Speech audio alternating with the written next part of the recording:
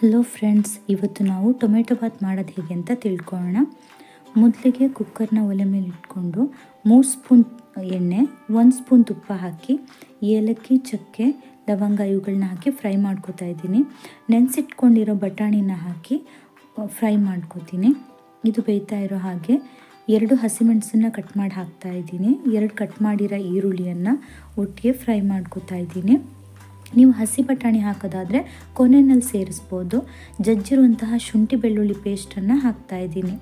3 tomato ಸಣ್ಣದಾಗಿ cut ಮಾಡಿ ಹಾಕಿದ್ದೀನಿ. ಇದನ್ನು ಫಸ್ಟು ಚೆನ್ನಾಗಿ ಮ್ಯಾಶ್ ಮಾಡ್ಕೊಳ್ಳೋಣ. ಇದು ಬೆಂದ ನಂತರ ಇದಕ್ಕೆ ರುಚಿಗೆ ತಕ್ಕಷ್ಟು ಉಪ್ಪನ್ನು ಸೇರಿಸ್ಕೊಳ್ಳಿ. ಉಪ್ಪನ್ನು ನೀಟಾಗಿ ಮಿಕ್ಸ್ ಮಾಡ್ಕೊಂಡ ನಂತರ 1 ಸ್ಪೂನು ಅಚ್ಚ ಖಾರದ ಪುಡಿನ ಸೇರಿಸ್ತಾ ಇದ್ದೀನಿ. ಆನಂತರ 1/4 ಚಮಚದಷ್ಟು ಅರಿಶಿಣದ ಪುಡಿಯನ್ನು ಹಾಕಿ ಚೆನ್ನಾಗಿ ಮಿಕ್ಸ್ ಮಾಡ್ಕೊತೀನಿ.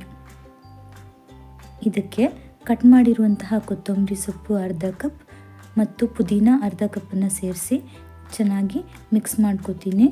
1.5 ಸ್ಪೂನ್ ಆಗುವಷ್ಟು ಕೊತ್ತಂಬರಿ ಮತ್ತು ಜೀರಿಗೆ ಪುಡಿಯನ್ನು ಸೇರಿಸ್ತಾ ಇದ್ದೀನಿ. ಇದು ನೀಟಾಗಿ ಫ್ರೈ ಮಾಡ್ಕೊಂಡ ನಂತರ ತೊಳೆದು ನೆನೆಸಿ ಇಟ್ಟಿರುವಂತಹ 1 ಲೋಟ ಸೋನಾ ಮಸೂರಿ ಅಕ್ಕಿಯನ್ನು ಹಾಕ್ತಾ ಇದ್ದೀನಿ. ನಾವು ಟೊಮೆಟೊ ಬಾತ್ ಮಾಡೋದಕ್ಕೆ ರೆಡಿ ಮಾಡುವಾಗ ಅದನ್ನು ನೆನೆಸಿಟ್ರೆ ಸಾಕಾಗುತ್ತೆ. 1 ಕಪ್ ಅಕ್ಕಿಗೆ 2 ಕಪ್ ಆಗುವಷ್ಟು ನೀರು ಹಾಕ್ತಾ ಇದ್ದೀನಿ. ಇದು ಚೆನ್ನಾಗಿ ಕುದೀತಾ ಇರುವಾಗ ಮುಚ್ಚಳವನ್ನು ಮುಚ್ಚಿ ಸೀಟಿಯನ್ನು ಹಾಕಿಸ್ಬೇಕಾಗುತ್ತೆ.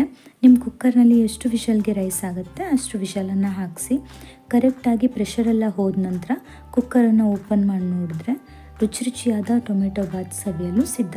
Thanks for watching.